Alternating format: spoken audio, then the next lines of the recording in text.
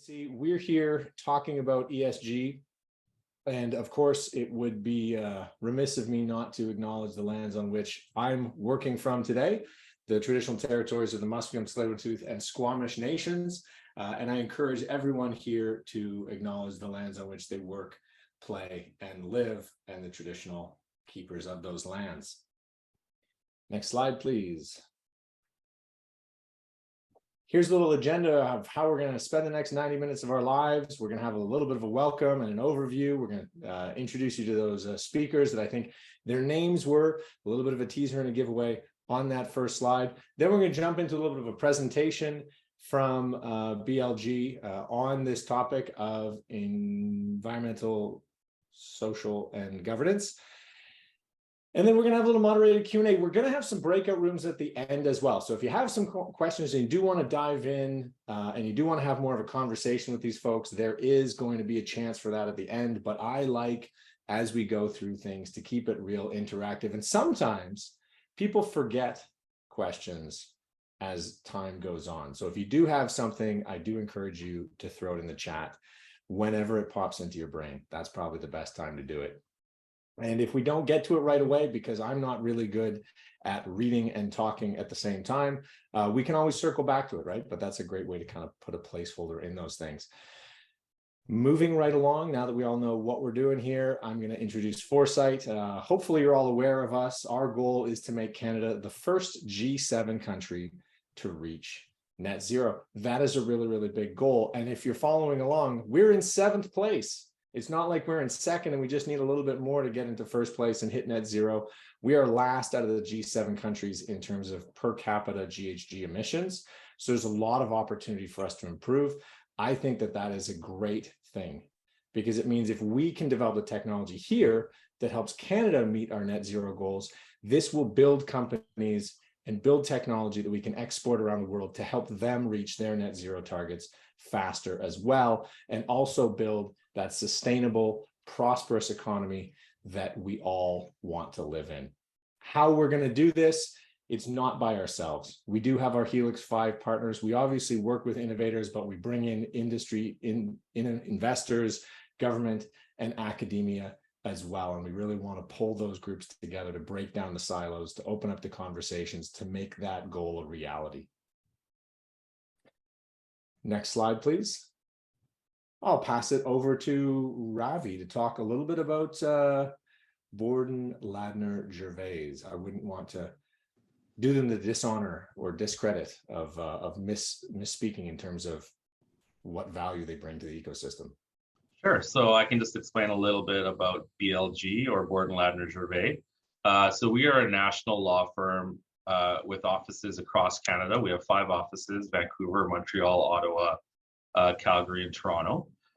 We have extensive experience in helping clients with deals and disputes, and we represent clients all the way from startups to some of the more senior and biggest companies in Canada. So we have professionals that are well positioned to kind of advise people on all stages of your company's business. With respect to ESG, we have a very strong ESG practice, and we're very excited to talk to you about this. But BLG is actually the largest law firm in Canada, with over 800 lawyers, over 1,000 legal professionals, and so a lot of depth of experience. If you do ever have any questions, or when we get to the breakout room portion, if we're not able to answer something here, we'll certainly be able to put you in place or in touch with the right people. All right. Fantastic. Thank you so much. So who do we have today? Myself, the least interesting member on this slide. I've already asked him to speak once, but we do have Ravi Latour. He is a partner at BLG, and we're very lucky to have him here today. In his practice, he advises on securities and corporate matters, but he is a member of BLG's ESG leadership team, right? So he does advise companies on governance and compliance matters. So really, really happy to have him here. As well, he is in the 2022 edition of Best Lawyers in Canada. So hoping you make the 2023 edition as well, Ravi, but really, really good to have you here. And if you want, you can kind of dig into some of the highlights of your career and how you kind of got into the ESG space within BLG. Yeah, sure. I mean, we'll talk a little bit about it, I guess, through the presentation, but my focus, along with Sinem's, is we are corporate securities lawyers. We deal a lot with both private and public companies. And our focus on this presentation isn't going to be from a very technical, let's say, climate change or emissions perspective.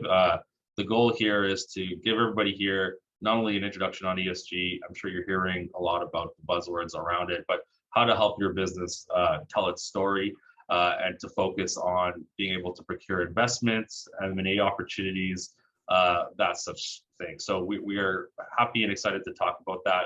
We've been doing work in this area for several years and advising companies of a variety of different sizes. And so we're hoping to help position all of you to be aware of some of these issues and be able to work through them. Fantastic. Thank you so much. And then that third smiling face on the screen is Sinem. And by chance, you're both in the Calgary office. Now, you mentioned BLG does have 5 offices across Canada. You do sort of serve nationally companies.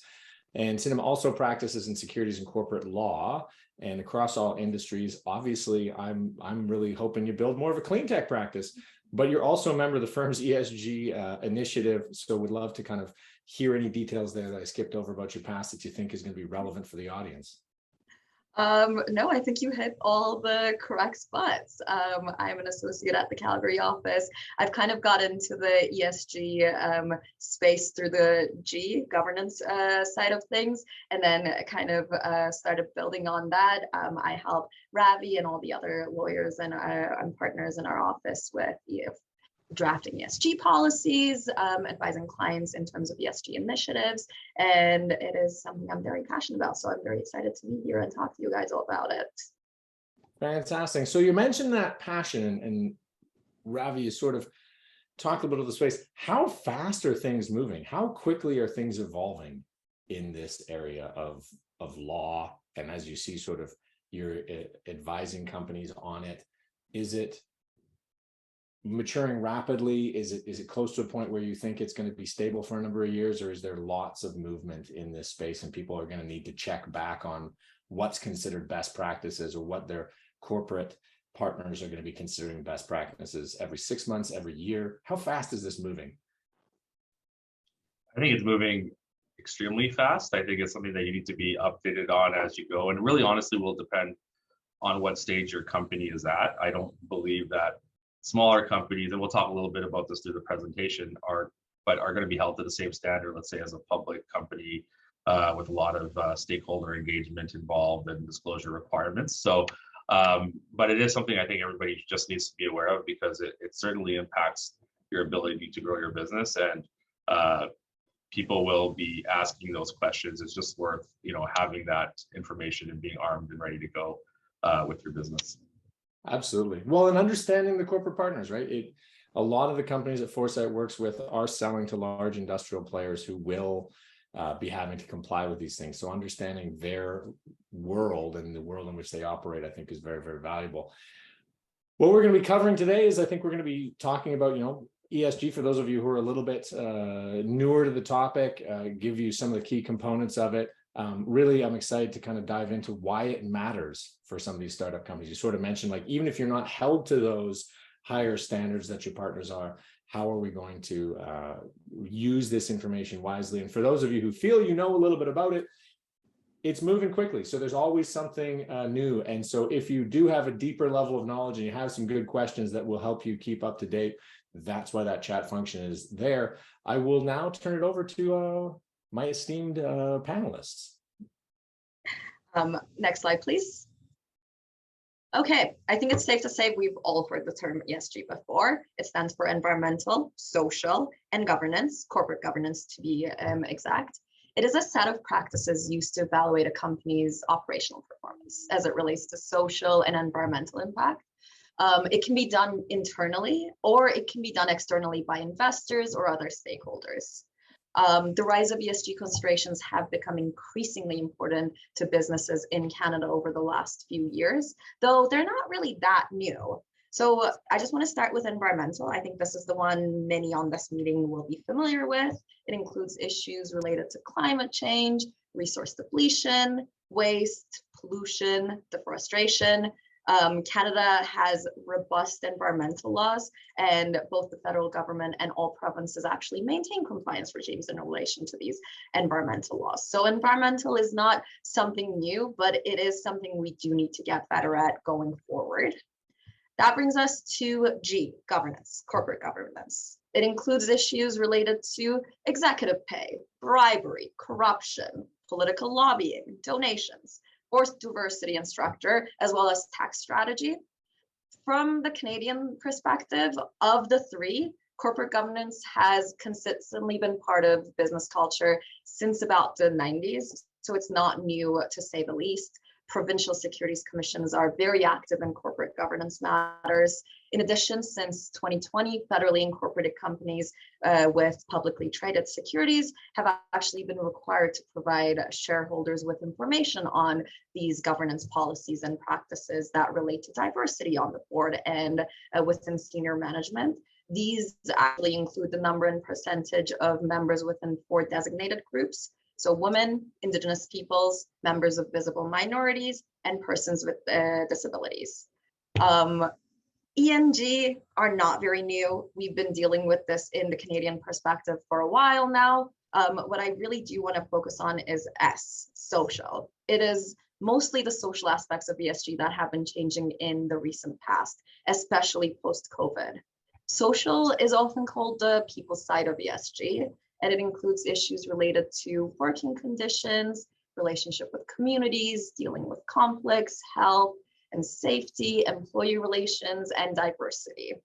Social matters are very complex if you think about it, and they are multi-dimensional. They can also intersect with other issues, and lately in the past few years especially, stakeholders including investors, employees, and customers have had an increased awareness on social matters and are calling for more demonstrable corporate action with respect to many of these. Next slide, please.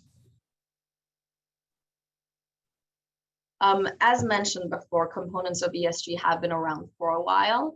However, if we go back into the history of things, ESG as its own thing was first mentioned in 2006 with United Nations Principle for Responsible Investment report. ESG criteria was for the first time required to be incorporated in the financial evaluation of the companies. Fast forward about 11 years, another UN report published in 2015 talking about fiduciary duties in the 21st century actually concluded that failing to consider all long-term investment value drivers, including ESG issues, is a failure of fiduciary duty.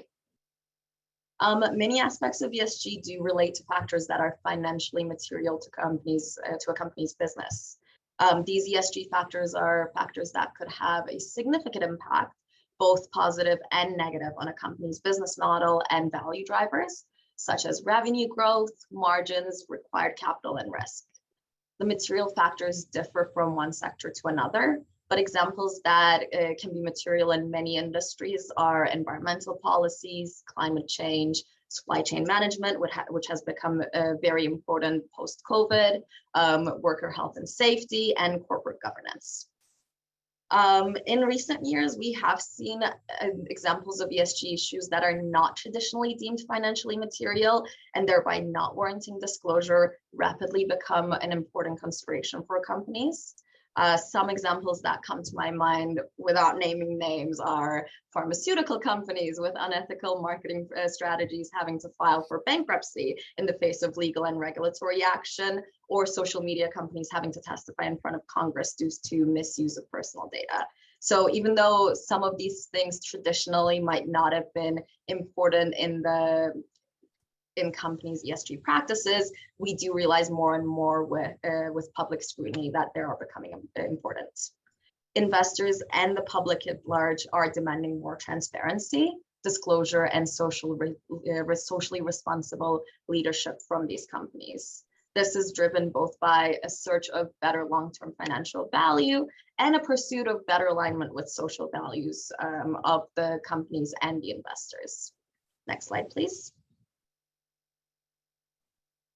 I'd like to talk a little bit about what factors have driven ESG. I'm sure all of us here have maybe at some point wondered, this is something we may not have heard as much about 5 years ago, but certainly top of mind for many businesses. And in our experience, what we've been seeing is it's primarily been shareholder and investor driven. In particular, institutional investors have really targeted businesses with strong ESG as potential investments. And so naturally, companies and businesses have tried to prepare themselves to be ready to accept those investments and work through those processes with investors, depending on the company. We're also finding that millennial investors are more focused on sustainable investments than maybe more senior age demographics.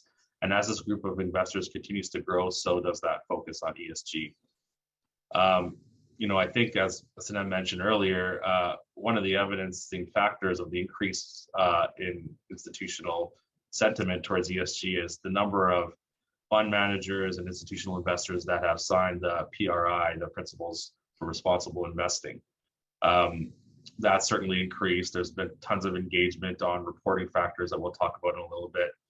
And we're also kind of seeing ESG focused structuring in some of the products that banks or institutional investors are offering to finance companies in as well. So for example, several of the large oil and gas companies in Alberta have now entered into credit facilities with major banks that have sustainable linked loans involved, or products that offer scaling interest rates.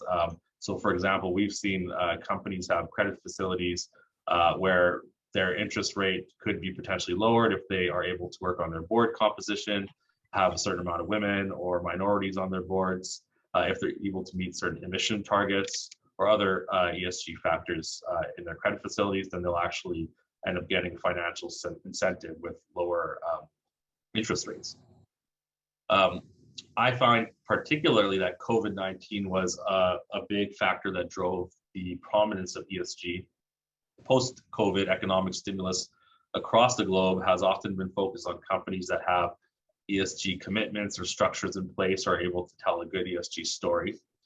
We all know that COVID significantly impacted business in Canada over the last few years. And as we emerge from the pandemic, many stakeholders are asking or publicly demanding that the world build back better to create a more inclusive, sustainable, and equitable environment. And so you're seeing investors moving away from some of the more traditional safe investment vehicles to counter the increased risk factors associated with the uncertain period that was COVID. And we have seen a move from shareholder value as the primary priority to institutional investors and just investors generally valuing sustainability, impact, and ESG considerations. As Sinem mentioned, and we'll talk a little bit about later, the public demand for transparency has been a huge factor that has been driving ESG. And what we've seen with that is many of the stock exchanges, securities regulators, and corporate commissions across Canada have provided disclosure requirements or enhanced guidance to help companies work through that process. And, climate change has been a big focus that has driven ESG, particularly since the signing of the Paris Accord Agreement to limit global temperature increases. We've seen, financing products that help reflect this focus, green bonds, for example, that encourage sustainability to support climate-related or other types of special environmental projects. There's been a lot of interest in those, and the whole shift from capital to zero and negative carbon investments has been the intention in making that substantial impact. So this focus has resulted in many companies presenting themselves in a way to attract investment and to just maintain strong reputations. And many companies are considering ESG factors and disclosure as table stakes right now. And what we're hearing from some of our clients is that there have been additional benefits to implementing some of these ESG strategies, such as cost savings, energy efficiency, decreased employee turnover and happiness. Many of these are being realized by having an efficient ESG focused strategy. We can move over to the next slide, please. The investor focus on ESG, as we discussed a little bit earlier, has been really driving financial investment decisions in our view. ESG is starting to change the way Canadian companies do business and how they tell their stories. And The numbers, I think, are significant to show that impact. And I know these numbers are a little bit old, but globally, asset funds had applied sustainability criteria have doubled over the past 4 years, up to 2020, to $40.5 trillion. Canadian asset funds grew from 3.2 trillion, which was 2.1 trillion in 2017. So this is a large increase. And we expect that these numbers have probably substantially increased through COVID and since 2020. And one of the catalysts, I think, that we saw a lot of companies start talking around was in 2020 when Larry Fink, who's the CEO of BlackRock, wrote in his CEO letter that climate risk is investment risk, and that markets will start to price climate risk into the value of securities and sparking a fundamental reallocation of capital. This, I think, really had the conversation going with a lot of the large institutional investors, and they began requiring ESG compliance or ESG factors as part of their investment decisions. And we've seen several large investment companies either come out or have internal private policies saying that they will avoid certain industries or investments that do not have strong ESG factors in place, particularly when it comes to climate change. So it's something that I think we all need to be aware of when we're building out our business structures and plans. So, return on investment is still, I would say, the primary driver of any investment, but the traditional metrics are not the only thing investors are looking at anymore. They're looking for sustainability as a key indicator of long-term returns.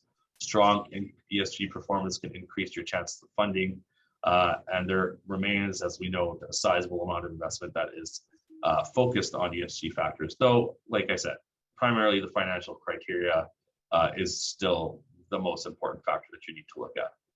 But it's very difficult, I think, we're finding, to really measure what the impact truly is of ESG.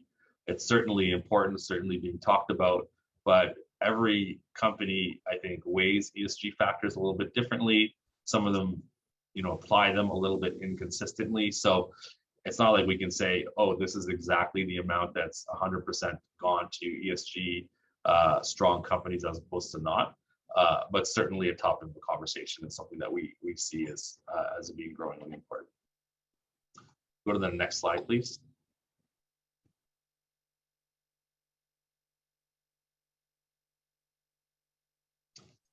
So I want to talk a little bit on the market on ESG for market focus. From an industry focus, certainly in our view, the clean tech industry and a focus on green investing in clean energy products has increased. And globally, we've seen that. There were a stunning $174 billion in investments in the first half of 2021 alone for clean energy companies and projects. And we're seeing more of a focus in companies with clean technologies that are focused on reducing emissions. So in Canada alone, there are now over 850 clean tech companies as of last year, 12 of which are in the Global Clean Tech 100. There are currently 300,000 Canadians employed in the clean tech industry, which is a significant rise from 55,000 a year ago. And 3.2% of the Canadian GDP is now associated with clean tech.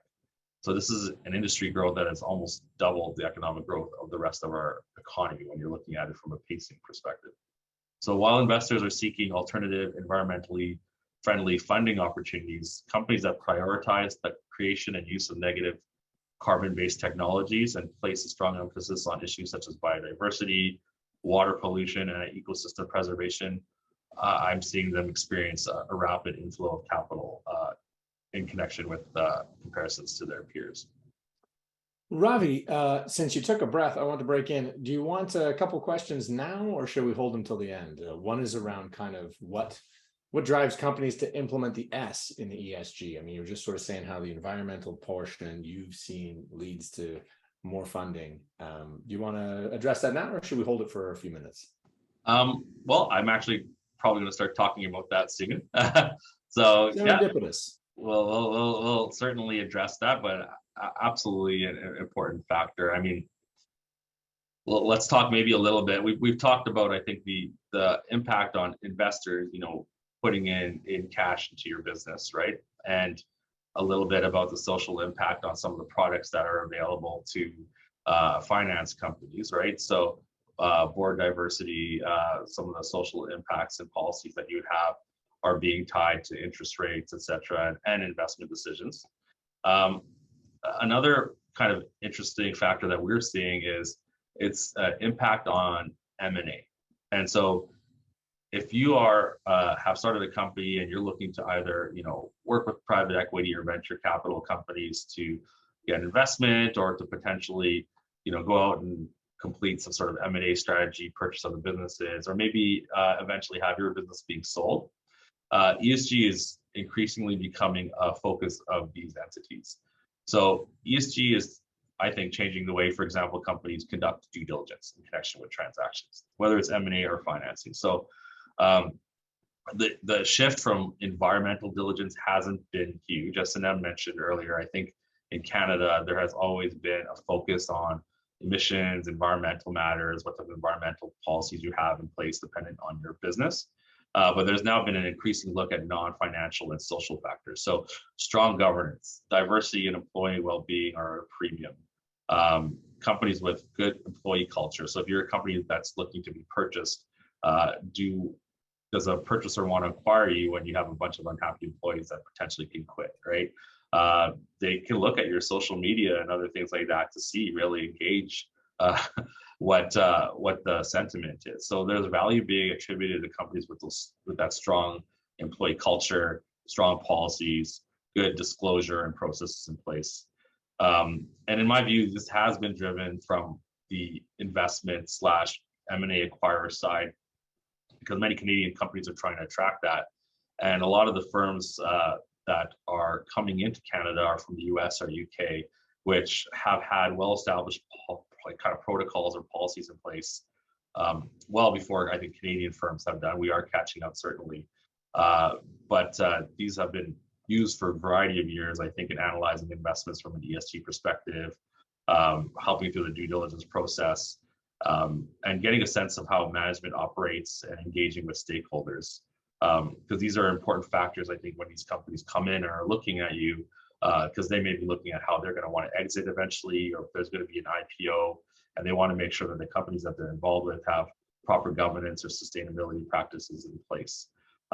So companies that have a diversity or strong social or governance policies, I think they are especially depending on your industry, and Sinem will talk a little bit about this later, but with relation to Indigenous matters, certainly I think being looked at as a bit of a premium. And you can kind of see that in some of the larger transactions that have happened over the last couple of years. A lot of these large mergers and acquisitions, for example, in the oil and gas industry or the mining industry, resource industries that may not have typically had the greatest, I would say, reputation, somewhat unfairly in a lot of ways in terms of ESG compliance, have been focusing on telling that story when they do that transaction. So you saw, for example, Tervita and Secure here merge. Their whole press release when they announced it was about how this made a stronger company from an ESG perspective. So it's interesting to see that, and how that focus on all these factors is really affecting and impacting M&A. It's being considered, I think, in valuation, in marketability of assets when companies are looking to sell. So there are quite a few different trends that we're seeing on that front. Awesome. Thank you so much, and happy to carry on. Perfect. There's another question, but I feel we might hold that one for the end. So David, hang on there. I have read that, and we'll just kind of sneak that one in a little bit later. Sure. We can move to the next slide.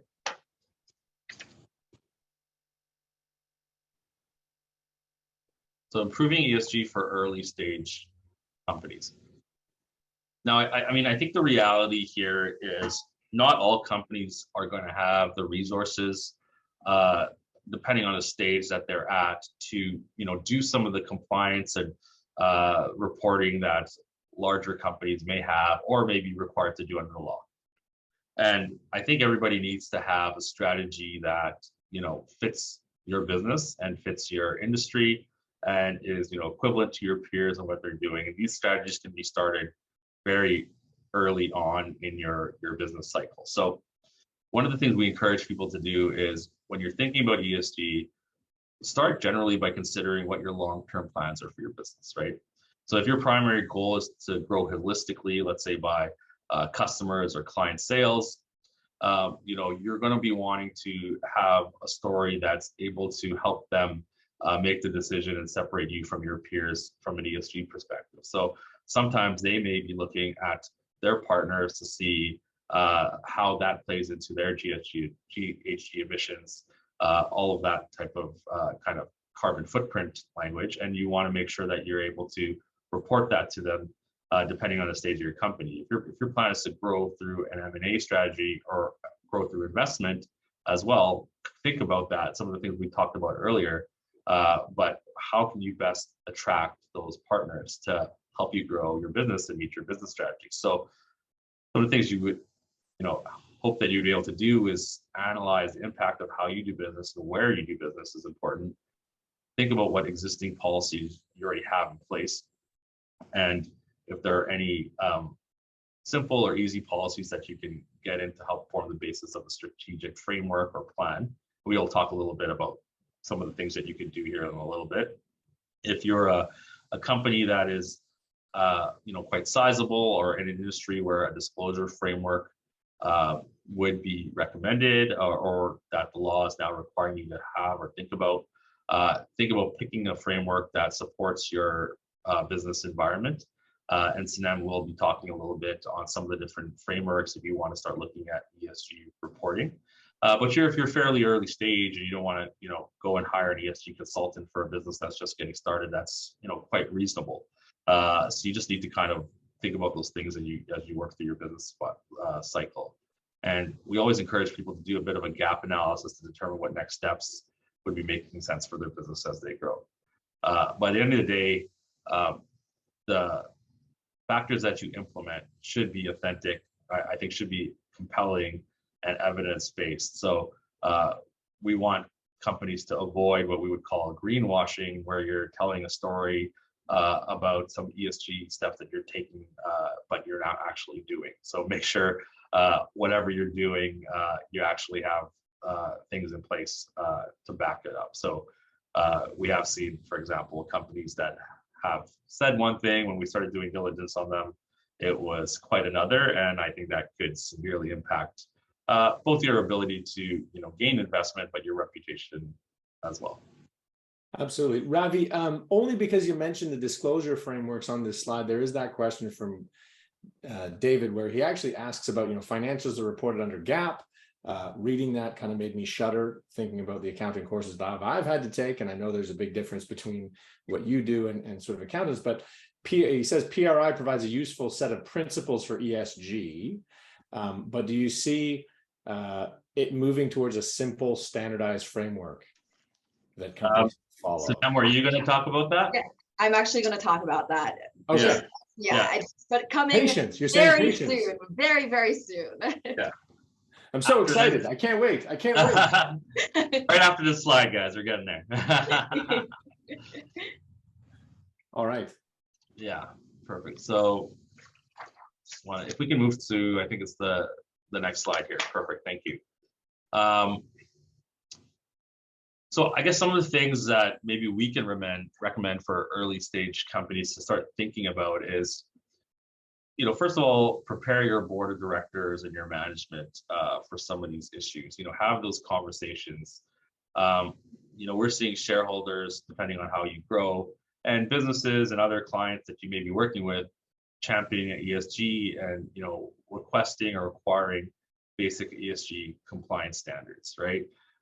So think about integrating some basic kind of corporate policies, management plans, and codes of conduct to help your team get focused. And I think these are relatively easy things to do. You can find examples of policies or mandates on the internet if you're not in a position to looking to hire an ESG consultant or a lawyer. But start looking at those things, seeing if it makes sense to incorporate some of those plans. Start looking at corporate governance, I think, is as a first kind of step. A lot of companies, especially if you're in the clean tech space, people are very well aware of some of the environmental impacts and regulations, but don't often consider some of the corporate matters. So think about management oversight when you're doing press releases, if you are having policies in place for that. Think about your cybersecurity and data privacy and how you're dealing with people's personal information. Think about having whistleblower policies, codes of ethics. These again I think are fairly simple things to do at an early stage. And I think you'll be surprised, even if you're a very early stage company, at how early those questions kind of come up, right? For example, I'm a part owner in a small business that has like retail snack stores in a few different locations across the country. And when we were going to talk to different banks for investment, they actually asked us for some of these things. And, you know, fortunately, I had put some of them in place and had some general corporate governance, and we're quite early stage, right? So it was very interesting to see, you know, at what stage and how early these kind of corporate governance matters should really be considered. But if you're a startup or you're a private company or a nonprofit, I think you should certainly primarily focus on growing and creating a successful and attractive business to your stakeholders. But just keep in mind that ESG is an important factor, and try to put in whatever ESG protocols you can reasonably put in place at an early stage. Look at kind of your peer group. Are they doing anything at that stage? Look at your industry. Look at what you can reasonably dedicate resources towards. You know, nobody wants to go broke doing a bunch of ESG disclosure when they don't actually have you know, the business to support that yet. So just make sure that you're kind of looking at that in the context of your business.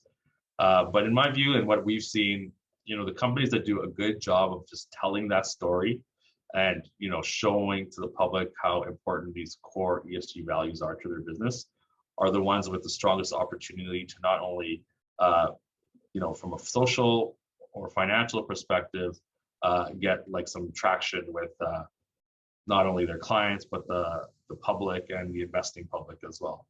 So, you know, a strong ESG strategy as you grow your business needs to be top of mind. Even to your comments earlier, it's something I would encourage people to continually look at the market, whether it's just looking at press releases or what other companies in your peer group are doing, just engaging with your stakeholders to see what they're doing, and you know, try to be a little bit innovative based on what your space is like.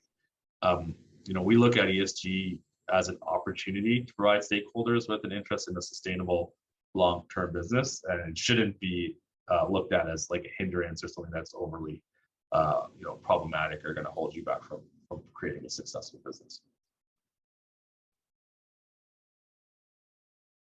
We can move to the next slide, please. Okay, we're at the question that was on David's mind, the ESG frameworks. Okay, so let's talk about the ways companies can tell their ESG stories. To kind of answers David's question from earlier about whether there's a single standard framework, the answer is not right now, but we are moving there. Slowly but surely, we have seen some uptake on that. In the past few years, ESG reporting has actually moved from more of an optional feature for a lot of the large companies to a business requirement. Both institutional and retail investors are placing a greater emphasis on ESG reporting and are actually looking into this for their investment decisions. However, there are several different reporting standards that companies use, and it can be challenging to keep track of all of them. I've heard it being called an alphabet soup at one point, and as you will see in the next slide, I think that is actually very accurate. This creates an issue of comparison between companies, and given the number of different frameworks, it can actually sometimes be like comparing apples to oranges because they do look at different factors, and it creates this issue of, well, which company is doing better in which areas. Next slide, please. Here you can see some of the main ESG frameworks. To tell its ESG story best, a business should first consider its audience and then determine the appropriate disclosure framework for that audience. It doesn't have to be one of these that are on the slide right now. These are more standardized ones, and it might be better for larger companies. So for example, if investors are the intended audience for this ESG disclosure, a business may wish to choose a framework that is oriented towards financial materiality and risk. So the best one in that instance would be the SASB, Sustainability Accounting Standards Board. That is the second last on this slide we have right now. SASB is more geared towards investors because it does look at reporting on ESG metrics and how they are tied directly into the company's financial statements. It is very helpful for institutional investors, and a lot of companies that we've seen that do look for that ESG investment actually do report based on SASB. On the other hand, if ESG disclosure is intended for stakeholders beyond investors, it might be better to use broader standards. So one of this is the Global Reporting Initiative. So that's the first one you see in there, or the UN Sustainable Development Goals. These do have more information in them, including indigenous components that we were talking a bit before, and I'm going to touch on it a bit later on in the presentation. So it's really important to understand who your audience is and make sure to use the right framework. And as I said, these are more the standardized versions. You do not have to use this as a small business or a startup. It might actually be you might not have the resources to do these because they do have a lot of different factors that they look at. In selecting an appropriate disclosure framework, businesses should identify the ESG factors that present the most significant risks and opportunities to the issuer over the short, the medium, and the long term. This will involve consideration into companies' operations, supply chain, broader industry trends. It's really important, as Ravi said, to see what your peers are doing to understand what reporting you might be needed to do as well to attract those investors or other stakeholders. When you're choosing a framework, there are three important factors to consider. The first one is your audience. The second one is the drivers that are motivating you to do the ESG disclosure. And the third is your disclosure, your resources. Some basic questions that a company should ask before what framework I should use should include stuff like who is the audience for your disclosure, what you want your audience to understand about your ESG efforts, what is motivating you to think about ESG disclosure, what resources you can dedicate to the disclosure, and whether or not you have the capacity to produce a standalone report. Some of these reports are a couple of 100 pages long. Companies do them on a yearly basis. So unless you're a large company that have a dedicated team to prepare these reports, they might actually not be the right disclosure standard for you. These questions and kind of the slide here should be a starting factor to guide you in choosing the best framework for your specific needs. And to kind of go on David's question from a little bit earlier, there is an absence for a global framework. As you can see, it is an alphabet soup on this slide. And sustainability standard setting has essentially become an industry on its own in the past few years. We've looked at one study that was published a couple of years ago, and it actually identified 614 reporting requirements and resources, and that was up from only 383 4 years earlier. So in about 4 years, it almost doubled, and I anticipate it going up. There's a lot of things that we want to look at. There's a lot of things that investors want to see when it comes to ESG. So those requirements and resources will continue to go up in numbers. And this has been naturally frustrating for businesses and investors because they don't know, nobody can look at all 614 of them. They don't know what becomes the most important thing. And this has led to this movement towards merging some of these key frameworks and kind of bring them all together with a global standard. So instead of comparing apples to oranges, we're comparing apples to apples, and it's easier for investors to understand the ESG story that is being told by businesses. Many analysts do predict that a global standard will emerge due to the merger of these existing standards within the next 5 years or so. We're slowly getting there, so that's actually one thing that is rapidly changing in the ESG side of things, that we're hoping that there will be more of a global standard and it'll be easier to analyze and compare businesses to businesses. Next slide, please. Okay, misrepresentation. So as we've talked throughout the presentation, ESG practices, investor pressures that are connected to them, vendor requirements, customer behavior have been a big pressure on businesses. And with this pressure has given rise to something called ESG washing. So Ravi did mention greenwashing a little earlier in the presentation, but it can actually be broadened even more, and they call it now ESG washing as a general term. This can basically be described as overselling your ESG efforts and initiatives to gain a more favorable impression from stakeholders, when actually the actual substance of those ESG efforts and initiatives kind of fall short of the story being told. There is a rainbow of terms under ESG washing. As Ravi mentioned before, I think the one that is best known is greenwashing. This is when a company misleads about its environmental impact and or initiatives. However, we do have terms like pink washing, purple washing, brown washing, and red washing when it comes to the practice of advertising support and sponsorship of different diversity groups, when in practice little is truly done against discrimination, prejudice, or harassment. And then you have your whitewashing, which refers to a company's attempt to cover up its scandals, usually with investigations that have minimal effort associated with them. It is really important to know that under Canadian securities law, companies, including their directors and senior management that make misrepresentations, may be subject to possible summary conviction proceedings and civil liability. So it's really important to tell your ESG story the way it is, not to elaborate in a way that creates misrepresentation. Securities commissions have recently actually conducted sweeps of ESG practices and claims of select investment fund managers and exempt market dealers that were identified as participants in ESG investing. This follows a very similar review that was done by the US Securities and Exchange Commission, and more rigorous reviews are expected in the future.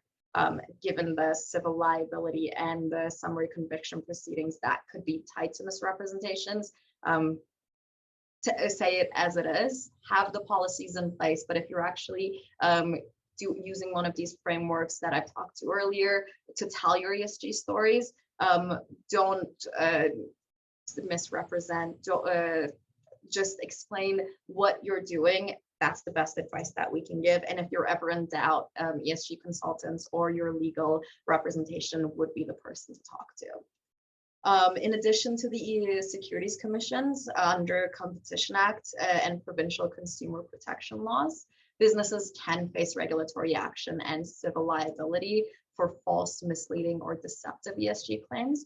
And the Competition Bureau has actually been very active in investigating and imposing fines for false or misleading environmental claims. Next slide, please. One such investigation in Canada is one I'm sure many in this meeting will have heard about. It was in the news in early 2022.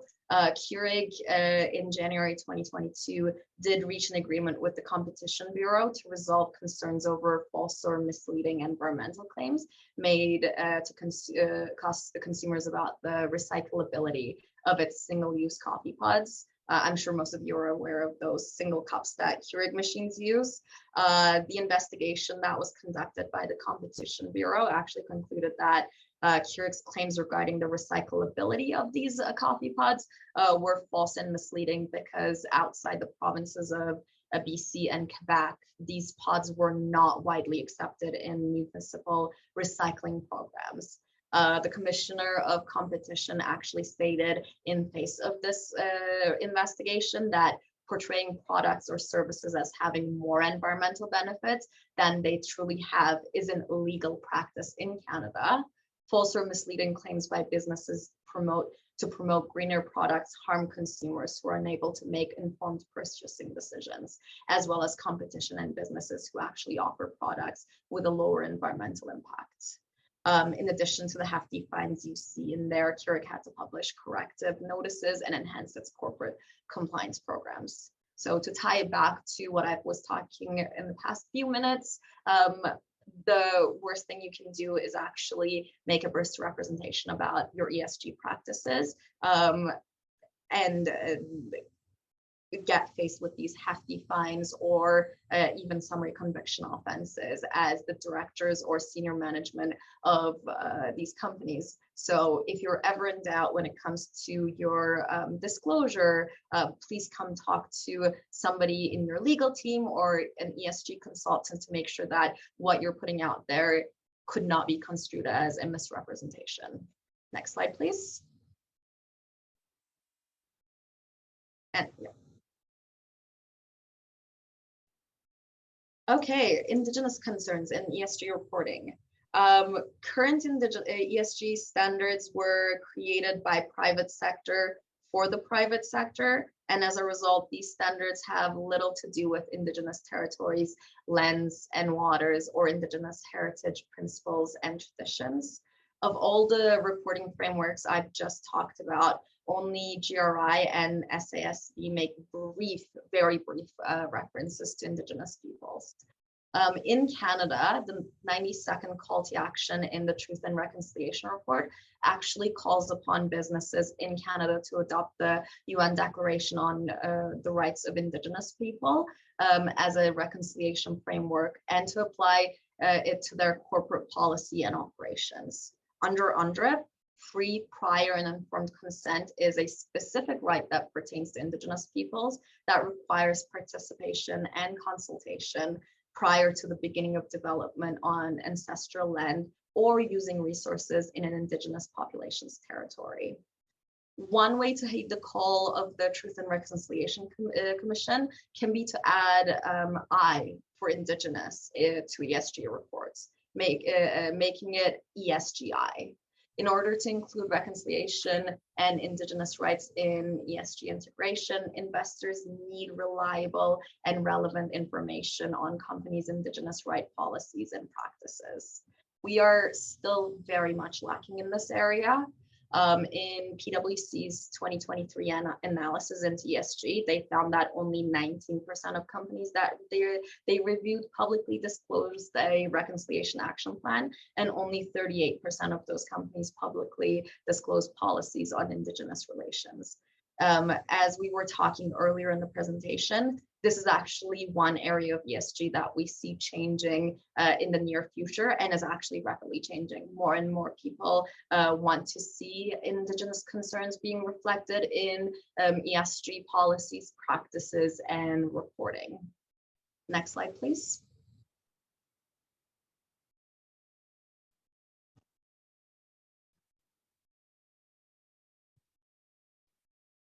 Oh, Ravi, you're muted.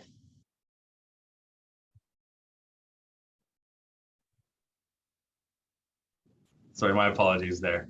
Yeah, we just wanted to finish the presentation by talking a little bit about how you can manage risks and liabilities for your Canadian business.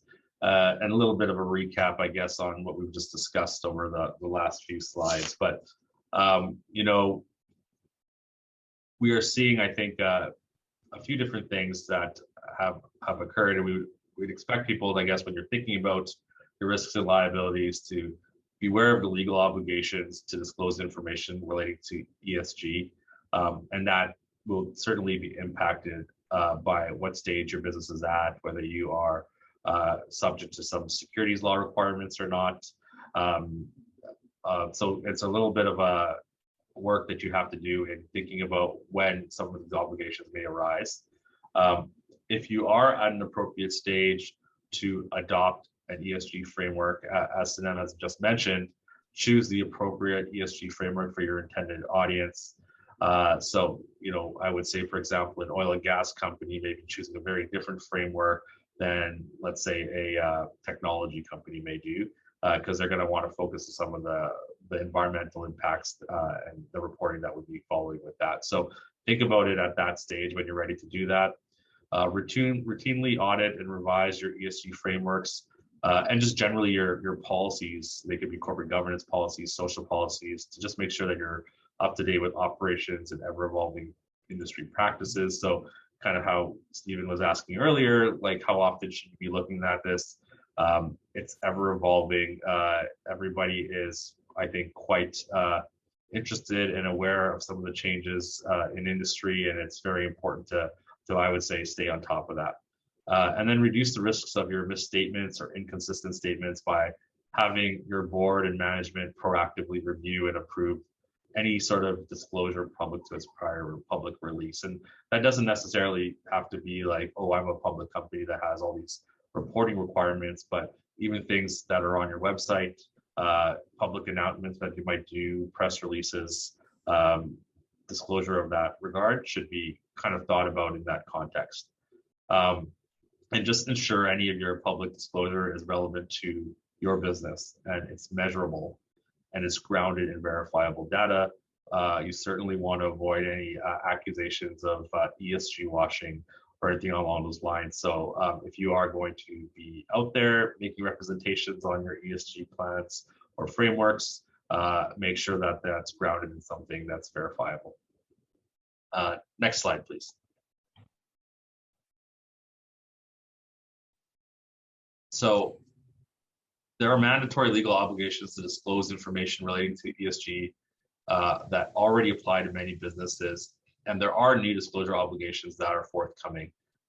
So from the environmental perspective, we have seen, for example, stock exchanges and the Canadian Securities Administrators have released guidance on how issuers can determine what environmental and climate change information is material. If you're not subject to those requirements, again, just take a look at what you think is reasonable in the context of your business and what your industry peers are doing, just to make sure that you're well positioned for where you're at.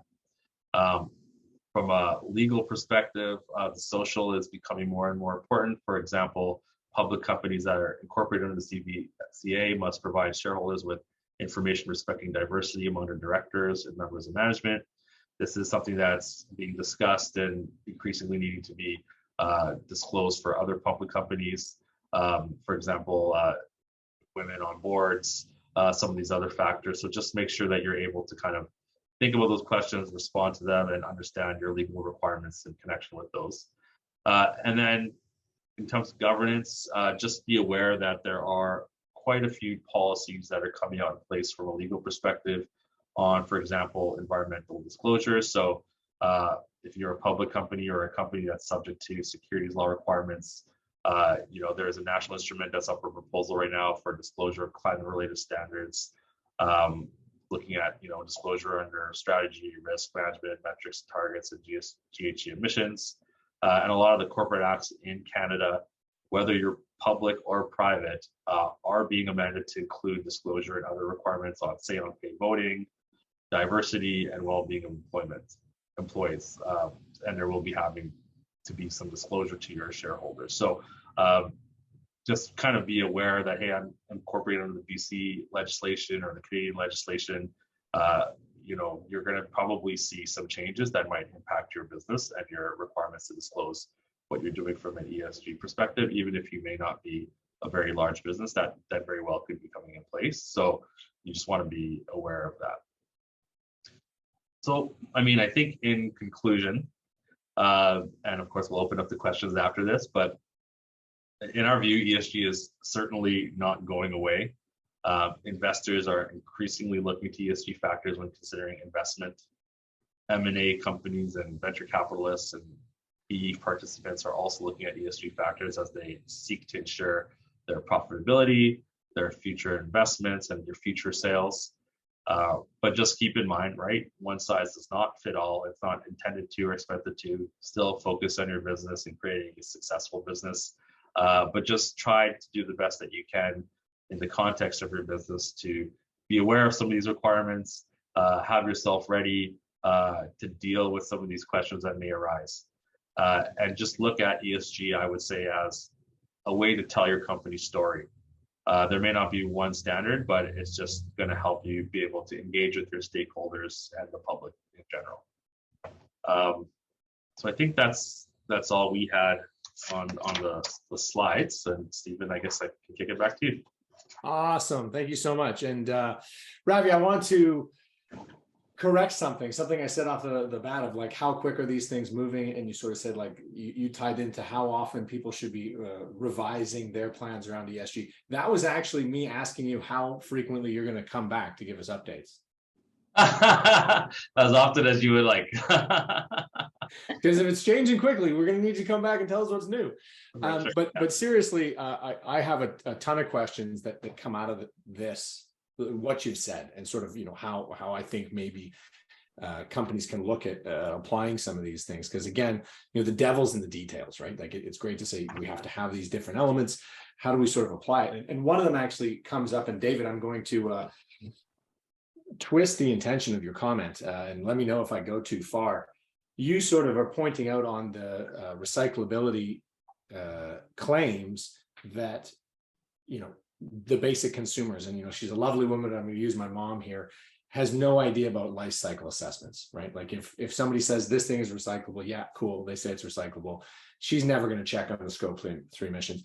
But Sinem, on the far side of that, you said the investors who are supposed to know about all this stuff, right? Like the people who are supposed to be experts in the field, there's 614 different things that they need to look at. It's confusing for them. Yeah.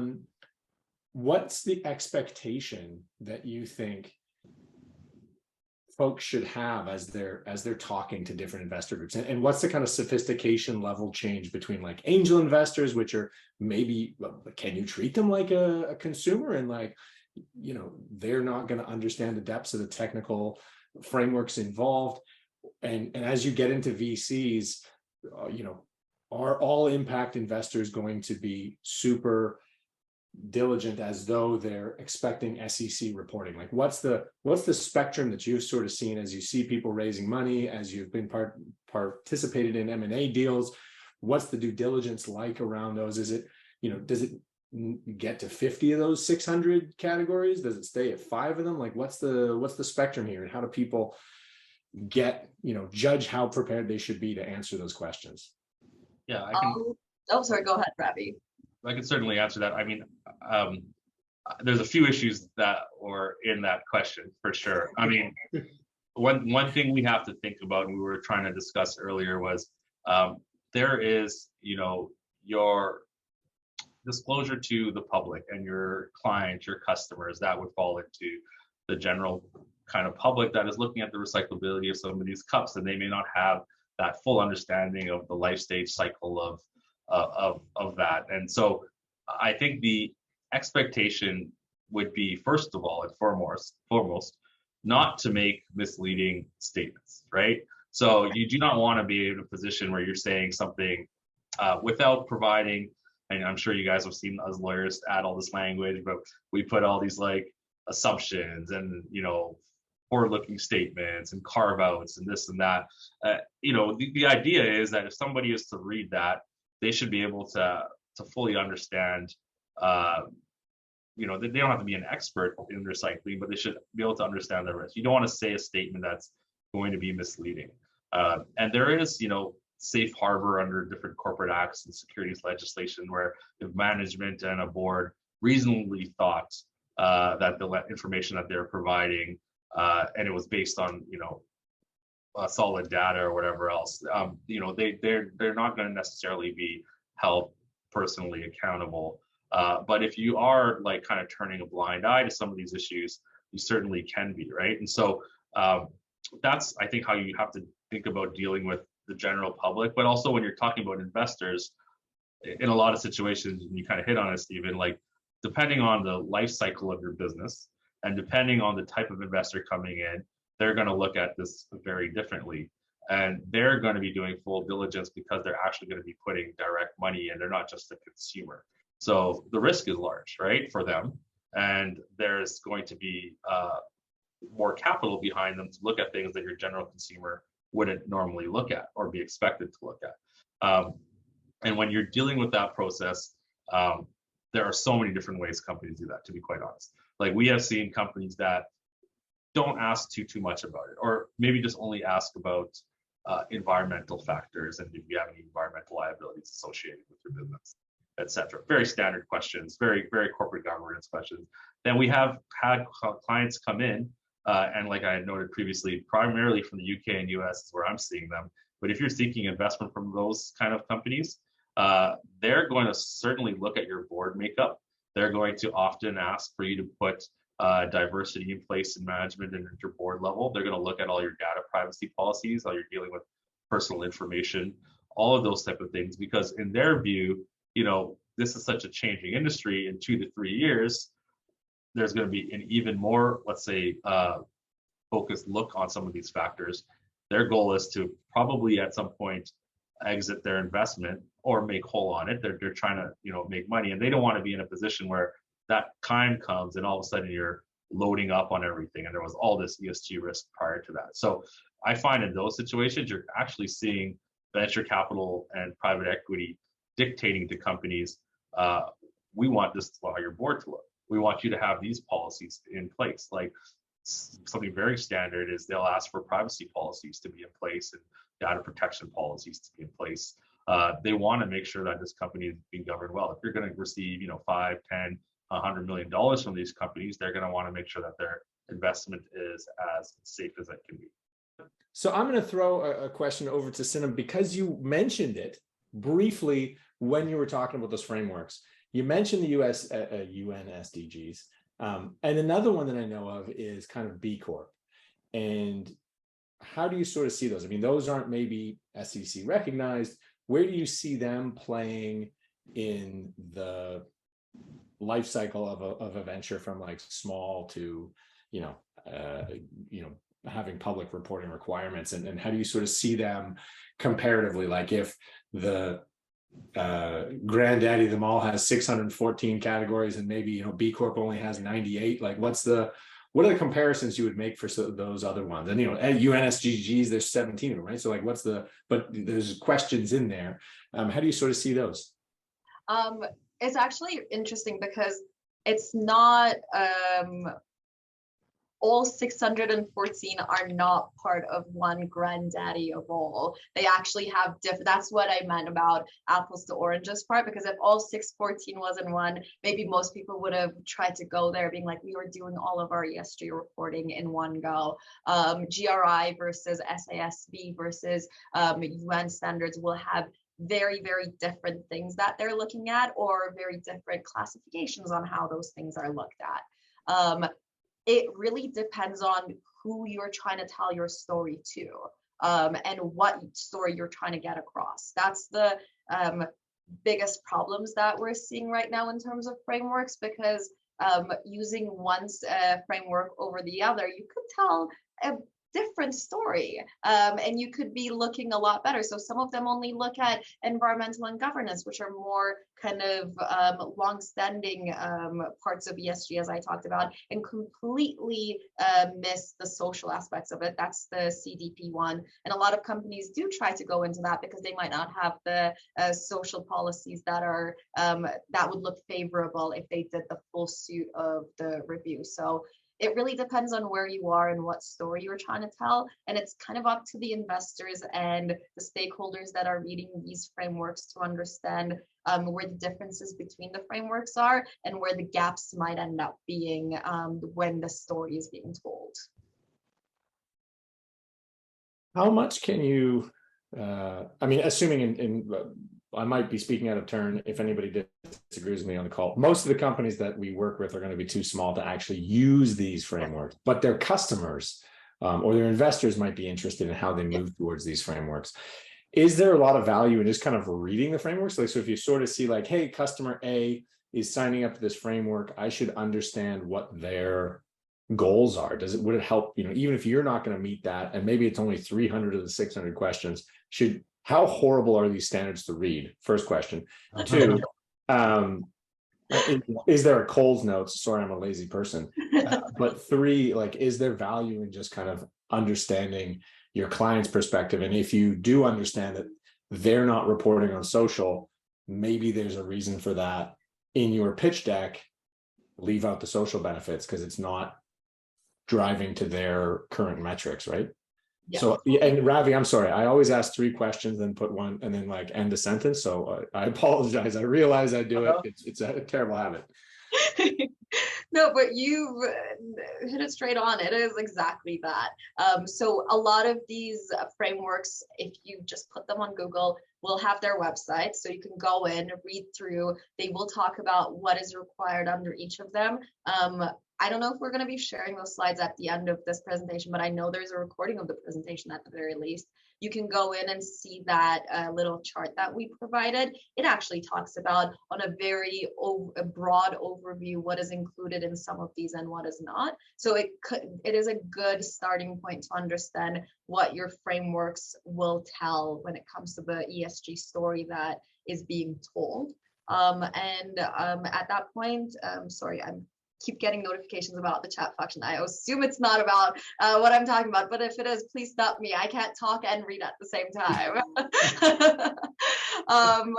But yeah, so take a look at the websites. They will be your Coles Notes versions of what is in there. And if you start looking at it and you think there is more details that you want to get, these are actually very easily accessible online when it comes to the information being told. And a lot of larger companies will publish their ESG reports on their website. So you can go in, take a look at a larger player in your industry, see what they're doing when it comes to ESG reporting. Yeah, that's a good point. And I think just further to that, like, if you do have a client or a customer that's a larger company that maybe you're trying to win business from, it might be worth taking a look at a report if they have one available.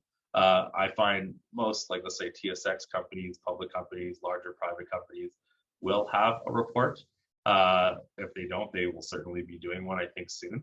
But it'll help you, I think, practically gauge how you can gain business from them, what they're looking for from some of the ESG perspectives with their partners and their participants in their kind of business cycle. And at some stage, if you do need to, implement some of that or use that, then it'll be helpful for you. Like, but we wouldn't expect, a lot of the companies here to be doing, for example, what like a Suncor does. Like, that's the gold standard of reporting, right? They're going to spend, $1 million a year on that. Probably, that's not practical in any sort of way.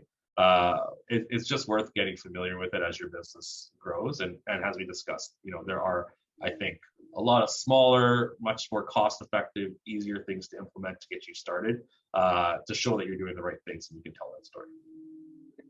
Awesome. There's a question here from Aaron, and you mentioned, I think, Sinem, earlier on, there was some, gossip, scuttlebutt, talk in the industry or expectations that in around 5 years, some of these things are going to get unified. Aaron's question is there actually merit in having these multiple different frameworks, right? So if some people like the fact that they don't have to report on social, are they going to drive to keep that standard alive because it's better for them? And as a follow-on question, because again, it's a terrible habit and I can't shake it, I'm my hobby is carbon capture, and there's actually a group called or carbon credits, IETA, so the International Emissions Trading Association, and their whole mandate is to bring together the different countries' carbon reporting things. Is there an organization that's trying to push to bring these things together, that if I wanted to kind of follow along with the progress of it, that's actually trying to bring these things together?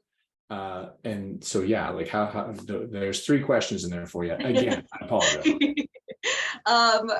Okay, so to answer them kind of in order, I think this is the Betamax versus VHS argument. And we are very new in the ESG standard space. So that's why we have all of these different frameworks that are out there. Different groups have come up with their own frameworks, not really talking to each other. So now we have all of these sometimes conflicting, sometimes overriding frameworks that work in the same space together. Some of them are used more often than the others. So as I said, SASB is used by a lot of people who are trying to get ESG investing in to their company. But I think like Betamax and VHS, either one of them will come out strong and we will remember it for the rest of history, or they will have to work cooperatively. And that's what we're seeing with some of these larger frameworks. So there is talks about IRC and SASB coming together. The last I've heard, there was actually some sort of a memorandum of understanding signed that said we're going to bring them both together. So the more they the more we get to a global standard, I think the better it will be to understand what every company is doing and what the investors actually like to see, because at the end of the day, it is very confusing. It is, especially for your retail investors, to understand what is going on when it comes to the ESG space with these companies. Okay, awesome. I kind of have a question earlier on, and obviously you said folks have to look at these three areas. And so here's an analogy that I've used in different ways. But, you know, when I was a bachelor, I went out and I bought one of those little Christmas trees that lives in a little coffee cup, and I put some little tinsel on it and bought some little battery powered LEDs. Now I have a family with a couple kids, and, you know, the Christmas tree is 6 feet tall. It still has lights and some decor on them. Just some of the decorations are homemade. And if you go downtown to like a mall or a hotel, it's like 30 feet tall and it's professionally lit and it's all matching, right? Nothing is made in my kid's kindergarten class. And so you sort of mentioned Suncor is the big, beautiful 30-foot downtown tree, or it's the thing in Times Square. Like that's the gold standard that everyone is going to do. How do you know? And it's like, I'm lucky, right? Like there's a Hallmark movie that tells me what my Christmas tree should look like. There's no Hallmark movies about ESG for small companies. How do you know when you have to upgrade from the little Christmas tree in the coffee cup to, you know, something 6 feet tall and you know, with plug-in lights, right? Like, how do you know if you've done the right level? And you're sort of saying revisit it every 6 months, but if you're not sure if the coffee cup is good enough anymore, the coffee cup Christmas tree. So that's kind of, I'm wondering, are there some references people can look at? Are there some guides that people can say sort of like, yes, now I have children and they're going to hate me forever if I don't do a decent job with this, right? Yeah, I mean, I think there's two things to think about here. If you're an early stage company, we always encourage people to look at their industry peers and what they're doing. And as you grow, those requirements are going to continue to grow.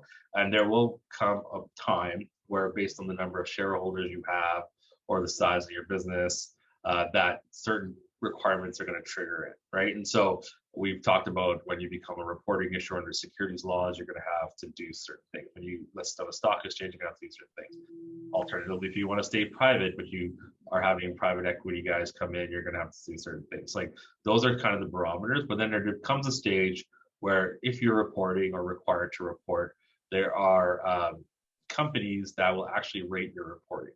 Right. And so you can go to like a website like a Sustainalytics or any of those companies, and they will give different companies a report that's based on their industry. So if you are, for example, a technology company of a certain, they'll look at that. If you're an oil and gas company, they'll look at that. When I say somebody like a Suncor, is they outperform their peers and those type of things. Right. And so that's there will be a certain stage. But I mean, I think if you're just an early startup company, you're probably not going to hit that level of reporting. People aren't going to hopefully be rating you on Sustainalytics if you have 5 employees. You know, that's hopefully something that happens as you grow. So it is something you have to sense out a little bit. We do always encourage people to talk as your business grows to, you know, your legal counsel, or if you have ESG compliance experts that are able to assist, because there are going to be times when certain things are triggered. I do think it wouldn't be something that would just happen to you. It would happen as you, let's say, increase your shareholder numbers, you grow that business. It'll be something that is in most instances, very deliberate. Right. Okay. Sinem, anything to add there? Otherwise, Nope, I think Ravi covered it. I okay. think it does become pretty clear when you need to upgrade your ESG reporting. Okay. And it'll be triggered around investment. And, we're always trying to set people up to be kind of ahead of those things and have, a good looking data room and the right policies in place before you get to the conversation and somebody asks you and you say, oh, I don't have that. Let me go write it. And Ravi, to your experience with the bank, right? Like they asked for the thing and you already had the document. It makes the whole process go smoothly versus them asking for something and you going, let me get back to you in a week, right? Yeah. Yeah. So how do you kind of line yourself up? And you mentioned peers.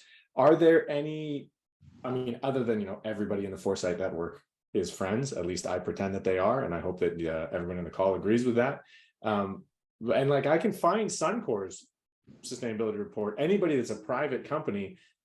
Have you seen small companies actually like post that stuff or would it be check out somebody that's, really small on the TSX Venture Exchange that might have to post something? You could kind of check out their report and see and sort of say, okay, that's where I'll need to be to raise $5 or $10 million. Like, where would you look for good peers outside of asking some of the other founders that Foresight might connect you to or that you might be connected to? God forbid you're part of other organizations. Yeah, to start, certainly peers, and I'm sure everybody here has an understanding what their peer group is for their business and to check kind of what they've been doing. Most often you'll be able to see that on your website. But as your business grows, depending on your industry, there are certain boards or standards that actually tracks what some people are doing. So for example, there's like if you're in mining, there are reports out there for both public and private companies. If you're in oil and gas, there's reports out there. I think in those instances, you have to reach a decent, I would say, stage of revenue or just general reputation. I don't see startups being involved in that space. So the difficulty as a startup is you're going to have to do a lot of the work yourself. But the nice thing as a startup is there are certainly people don't expect you to be the Cadillac of ESG reporting. It has to be reasonable based on what you're able to do. And then as you grow and you start reaching those kind of metrics, your requirements and what stakeholders are going to expect from you will grow as well.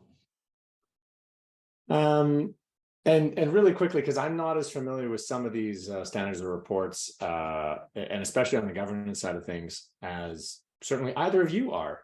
But I once dabbled in a company that had to hit some health and safety metrics. And it was actually way easier for a company of one person to get their health and safety certification than a company of even two people, right? Because you have to say whoever wrote the policy trained the other people on the policy and that they're aware of it, right? And if you're only one person, you check all three boxes the minute you make one document, right? So are some of the things that are actually easier to implement in smaller companies off of the bat, or because of the nature of the training and the distribution and dissemination of information, or is it all you sort of mentioned some of it's quite can I use the word onerous? I mean, you could certainly use whatever word you'd like. I think